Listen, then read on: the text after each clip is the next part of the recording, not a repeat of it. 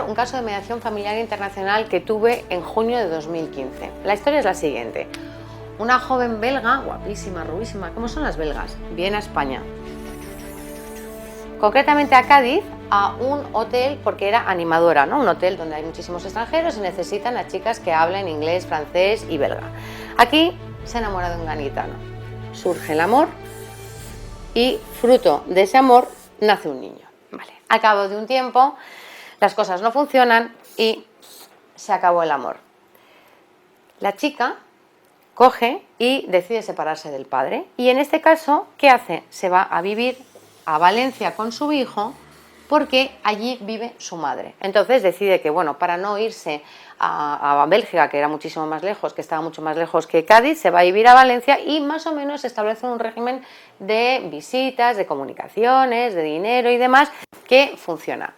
Pero nuestra chica, nuestra protagonista, en Valencia no encuentra trabajo. ¿Y qué hace? Decide volver a Bruselas.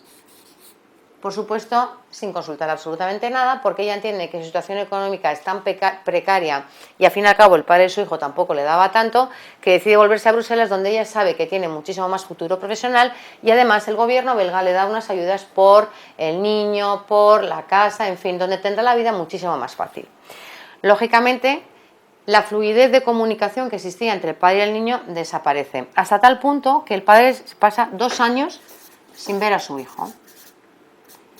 Este caso es de una tremenda impacto, a mí me produjo un tremendo impacto porque el padre, sin hablar inglés, sin tener dinero para tener abogado, se metió en las páginas web del Ministerio de Justicia, se leyó todos los convenios internacionales y se dio cuenta que gracias al convenio de La Haya podía pedir a la madre que volviera a España para poder determinar cuál iba a ser el futuro de sus hijos, puesto que el último domicilio familiar era en España.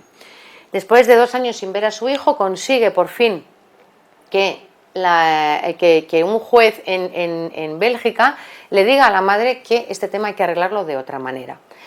A mí me llama una compañera belga, porque yo me formé como mediadora familiar internacional en un curso en Bélgica con una escuela que dice que tiene que haber un mediador por cada nacionalidad de los progenitores.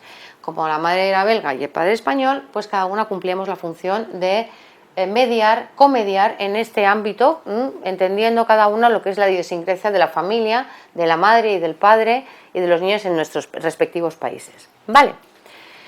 La realidad fue que al final acabé yo mediando sola este tema porque el idioma en el que se comunicaban los progenitores era español y mi compañera no hablaba español. Así es que al final tuvimos que dejar de lado lo que nos habían enseñado en nuestra escuela, que por supuesto es una opción muy buena, y ponerme yo sola a mediar porque no había forma de entenderse. ¿Cómo hicimos las mediaciones? Por Skype. ¿Por qué? Porque la madre estaba en Bélgica, el padre estaba en Cádiz y yo estaba en Madrid. Costear una mediación en Bélgica donde hubieran tenido que pagarme los desplazamientos, las horas de mediación más los viajes del padre no tenía ningún sentido, así que les invité a mediar por Skype. En un principio tuve unas conversaciones con la madre por Skype individualmente, luego tuve unas conversaciones con el padre individualmente y acordamos por fin juntarnos los tres. Mediar por Skype tiene sus características, tiene su idiosincrasia y os recomiendo que que leáis al respecto, sobre todo porque en países como Estados Unidos se hace cada vez más y hay mucho publicado, porque la verdad es que requiere unas técnicas un poco diferentes a las que utilizamos cuando estamos mediando en plena en presencia de las partes. Tuvimos 5 sesiones. Un borrador de acuerdo que modificamos como 5 o 6 veces también y llegó el día del juicio. La idea era presentarle al juez un acuerdo de mediación para que no tuviera que decidir por ellos. En el último momento la madre dijo que no firmaba aquello, que no estaba bien hecho, que no habían respetado su decisión y demás. La verdad es que ella intervino hasta el último momento y lo que yo no podía hacer es poner solo lo que ella quisiera. Intenté poner lo que a los dos más o menos en lo que coincidían.